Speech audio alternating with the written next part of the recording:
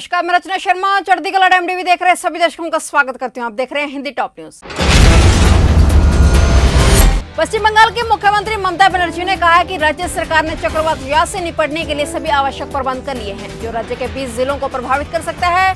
बनर्जी ने कहा कि राज्य किसी भी नुकसान से बचने के लिए कम से कम 10 लाख लोगों को सुरक्षित स्थानों पर स्थानांतरित करने का लक्ष्य बना रहा है। उन्होंने कहा है कि अब तक जो जानकारी मिली है उसके अनुसार चक्रवात यास का प्रभाव अम्फान से कहीं अधिक होने वाला है। यह पश्चिम बंगाल के कम से कम 20 जिलों को प्रभावित करने वाला है। सीएम ने आश्वासन दिया है कि राज्य के पास राहत सामग्री का पर्याप्त भंडार है, जिसे प्रखंड स्तर पर तैयार रखा गया है।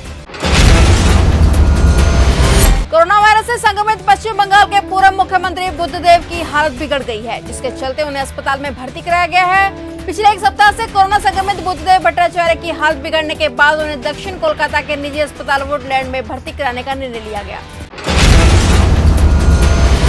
कोरोना की दूसरी लहर से देश भर में कोहराम मचा हुआ है। इस बीच कई सेक्टर बुरी तरह से प्रभावित हुए हैं। ऐसे में अब खबर है कि केंद्र की मोदी सरकार कोरोना की दूसरी लहर से प्रभावित सेक्टर के लिए प्रोत्साहन पैकेज देने पर विचार कर रही है। जल्दी इसका ऐलान किया जा सकता है। इस मामले से जुड़े एक सूत्रों ने कहा है कि कोरोना वायरस लहर से सबसे ज्यादा प्रभावित क्षेत्रों के लिए सरकार एक प्रोत्साहन पैकेज की तैयारी में है, जिसका उद्देश्य स्थानीय लॉकडाउन से जूझ रही अर्थव्यवस्था का समर्थन करना है।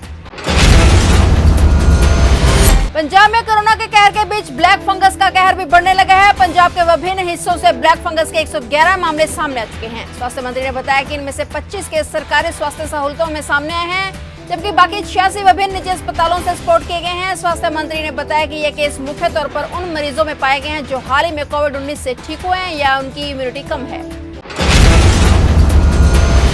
सीबी और कई राज्य बोर्ड की तरह गोवा सरकार ने कोरोना की दूसरी लहर को देखते हुए 10वीं क्लास की परीक्षा रद्द कर दी है, जबकि 12वीं की कक्षा की बोर्ड परीक्षा होगी या नहीं, इस पर अभी बाद में फैसला लिया जाएगा। गोवा के मुख्यमंत्री प्रमोद सावंत ने बताया है कि गोवा सरकार ने कोविड-19 के प्रकोप को देखते हुए राज्य में कक्षा 10वीं की परीक्षा रद्द कर दी है। छात्रों को अगली कक्षा में प्रमोट किए जाने के संबंध में अधिक जानकारी Goa board of secondary and higher secondary education द्वारा ऑफिशियल वेबसाइट पर जल्द ही दी जाएगी, जबकि अगले 2 दिनों में कक्षा 12वीं की परीक्षाओं पर भी निर्णय लिया जाएगा। पश्चिम बंगाल में विधानसभा चुनाव के नतीजे आने के बाद हुई हिंसा में करीब 1 लाख लोगों के पलायन के मामले पर सुप्रीम कोर्ट में आज मंगलवार को सुनवाई हुई। कोर्ट ने पश्चिम बंगाल सरकार और केंद्र सरकार को इस मामले पर नोटिस जारी किया है। जस्टिस विनीत शर्मा और जस्टिस BR गवई की हॉलिडे बेंच ने याचिकाकर्ता के वकील की मांग पर राष्ट्रीय महिला आयोग और SC/ST आयोग को भी पक्षकार बनाने की मंजूरी दी है। इस मामले पर अब 7 जून को अगली सुनवाई होगी। टूलकिट केस को लेकर दिल्ली पुलिस अपनी जांच आगे बढ़ा रही है। इसी क्रम में सोमवार को ट्विटर ऑफिस जाने के बाद आज मंगलवार को दिल्ली पुलिस की ओर से बीजेपी नेता संबित पात्रा के खिलाफ इस मामले में केस दर्ज कराने वाले 2 कांग्रेस नेताओं रोहन गुप्ता और राजीव गोंडा को नोटिस भेजकर जांच में शामिल होने के लिए कहा गया है।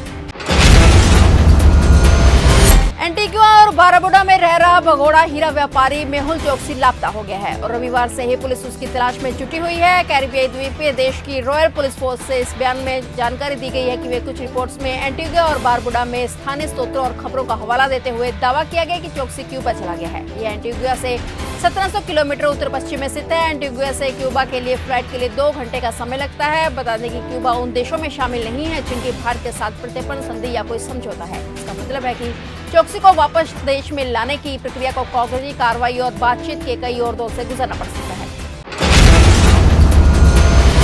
राष्ट्रीय लोकदल के राष्ट्रीय अध्यक्ष चौधरी अजीत सिंह के मृत्यु के बाद उपाध्यक्ष जयंत चौधरी को बड़ी जिम्मेदारी देने का ऐलान हुआ है। दिल्ली में आज यानी 25 मई को पार्टी की राष्ट्रीय कार्यकारिणी की बैठक में जयंत चौधरी को पार्टी का नया राष्ट्रीय अध्यक्ष चुना गया है। आज यानी मंगलवार सुबह करीब 11 बजे RLD की राष्ट्रीय कार्यकारिणी की वर्चुअल बैठक में फैसला हुआ। इस दौरान RLD की कार्यकारिणी के 34 सदस्यों ने नए अध्यक्ष का चयन किया है।